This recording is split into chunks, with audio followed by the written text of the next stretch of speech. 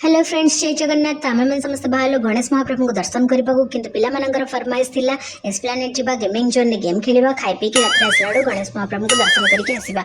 Eighty Cyrus मोर entry कर जाइछन gaming zone में से पूरा बॉल भीतर दुलदुल हेकिना पडुचंती। तो आमे माने से आधा घंटा भीतर कोन करबु तो मौका देखि कि चौका मार देलु माने टेडी बियर संगे जॉइन जॉइन करके वीडियोस और फोटोज नहीं गलु।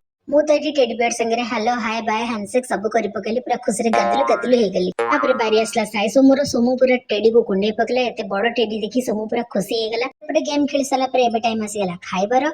सोमु तार फ्रेंच फ्राइज एंजॉय करछ। आमे चललो खाइबा हानिबा को एबे हमर सिजलर आसी गला तास फैंटा पूरा एज वाला मु तो मोर पूरा एंजॉय करिके खाउछ। मंचूरियन कट पूरा गिली गली उफ टेस्टी मेन्यू रो नखरा में एठी कहले नस्तरे देखि पड़थवे केते सारा चाउमिन से खाइ होछि। ओ मालो लास्ट आसी गला दहीबरा विथ लस्सी समस्त तांकर खाइबा को एंजॉय करथिले किंतु सोमु तार बरफ चोबेबारे व्यस्त थिला।